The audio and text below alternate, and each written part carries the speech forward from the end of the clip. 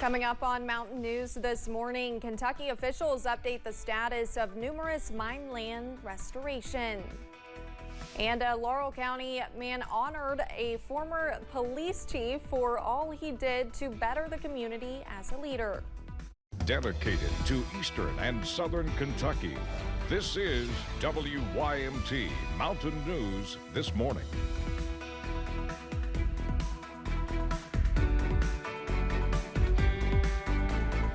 Good morning, I'm Olivia Calfee. We are just past 6:30 on the first day of March. Now let's send it over to meteorologist Tim Drawbridge for a look at your forecast this morning. And good morning, Olivia. Good morning, everyone. The old adage with March, in like a lion, out like a lamb, in like a lamb, out like a lion.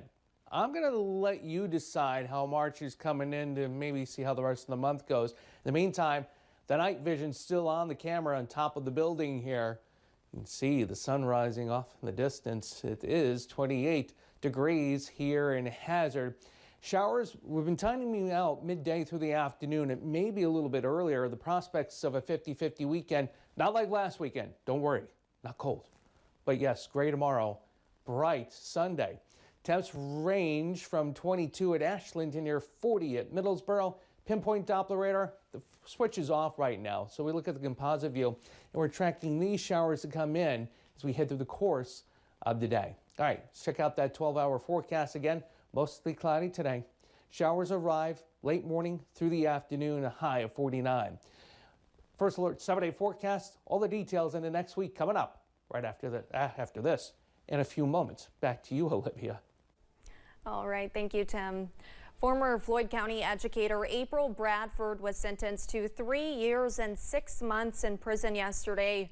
Bradford pleaded guilty to sexual assault in November. WYMT's Chandler Wilcox has reaction from the victims. A lot of emotion was poured into the courtroom. Jessica Hensley and Mary Prater faced April Bradford, who pled guilty to sexually assaulting them when they were students. Real tough. It wasn't as tough for me. I felt a lot of anger, and it felt good to, even though she wouldn't look at us, I felt good to look at her, to let her know that we're not those scared little girls anymore.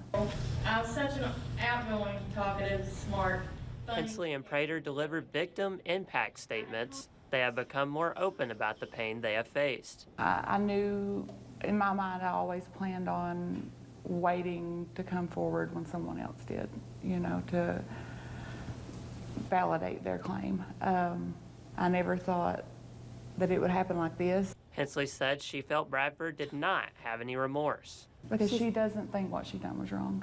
But I'm sorry, anyone that wants to have sex with a child is disturbed. Bradford will serve 3 years and 6 months in prison. She is also now a registered sex offender. Hensley says they are glad that time in prison has not already been chipped away. I mean, if she would have served house arrest, then it would have, you know, taken away from what she had to serve in prison behind bars. Metaphorically speaking, you know, we have been behind bars for years. So, so she deserves to be physically behind bars. Bradford's attorney told WYMT they have no comment on the sentencing. In Prestonsburg, Chandler Wilcox, WYMT Mountain News. Just a short time ago, we received a release from the Office of Attorney General Russell Coleman. He said, quote, "The offenders who exploit children inflict painful damage that lasts long beyond the time of their crimes. We in law enforcement must continue adapting to protect our young people from these predators. I'm grateful to Mrs. Prater and Ms. Hensley, who used their powerful stories to ensure justice was done.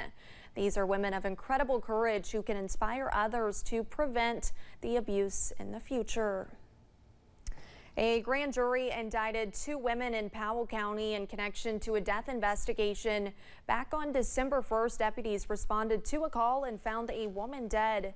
Through investigation, they found that Deborah Wade and Mary Watkins were responsible. A grand jury indicted the 2. Wade is in jail facing wanton endangerment and trafficking charges. Police have not yet arrested Watkins. Police in Laurel County are asking for help identifying a theft suspect. Here's a picture of them. The person is wanted for theft and vandalism off Wise Owl Road, about 8 miles from London.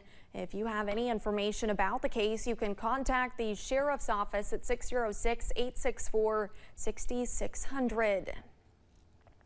On Thursday, Governor Beshear gave an update on the effort to clean up hazards left behind on Kentucky mine sites. The cleanup started last year when Kentucky was awarded more than $74 million from the federal government's bipartisan infrastructure law. Governor Beshear says those funds are now being used to restore mine land across the state and create a safer, cleaner Kentucky. These funds are helping us close dangerous mine shafts, reclaim unstable slopes, and improve water quality for our communities and our families. The governor said yesterday that since the funds were announced last year, the Energy and Environment Cabinet's Division of Abandoned Mine Lands has completed or started work on 38 projects across 15 counties, totaling almost $45 million. A bill regulating adult businesses and sexual performances has cleared a Senate panel. Senate Bill 147 says adult-oriented bookstores, theaters, and other places where performances take place have to be at least a city block's distance or 933 feet from parks, libraries, schools, daycares, and other places a lot of children would be. Supporters say statewide regulation is needed to protect kids. Opponents say it's an attack on the drag queen art form and the LGBTQ community. The bill passed 9-2 in committee and now goes to the full Senate. And like I said, I think most Kentuckians would be surprised that there's not a baseline of protections for adult-oriented businesses and performances. Why did we have to even put drag in there? Why don't we just put adult performances, sexually explicit, nudity? The bill passed 9-2 in committee and now goes to the full Senate. Earlier this week, Kentucky's senior Senator Mitch McConnell announced he is stepping down as the Republican leader in the Senate. Some local leaders gave their thoughts on McConnell's decision. Here is part of a statement from London Mayor Randall Weddle. Quote, "I want to express my deep appreciation for Senator Mitch McConnell's distinguished service as the leader of the Republicans in the Senate. Under his leadership, we've seen unparalleled dedication toward advancing the interest of Kentuckians and Americans across the nation. I extend my best wishes to Senator McConnell as he enters the next chapter of public service." And here's what Corbin Mayor Susie Rasmus has to say. Quote, "I begin by offering my heartfelt condolences to the leader and Secretary Chow in the loss of their sister. The leader has been a longtime personal friend and a tremendous supporter of southeastern Kentucky. During my time as mayor, he has been instrumental in helping Corbin move forward. His influence in Washington on behalf of the Commonwealth cannot be overstated or duplicated. He will be missed."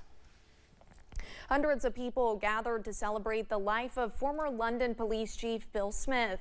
Smith died on Monday. He served as chief for 8 years and nearly 20 years total with the department.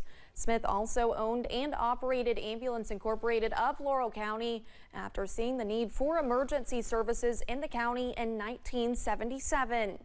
Ambulance Incorporated Director Jamie Mills says seeing the outpouring of support from the community means a lot. The support that we have received from the community, from our fellow ambulance services, from our fellow fire departments has been amazing. And it's just, we thank them so much. The Smith family thanks them and Ambulance Incorporated thanks them. Mills says Smith's impact will continue to live on.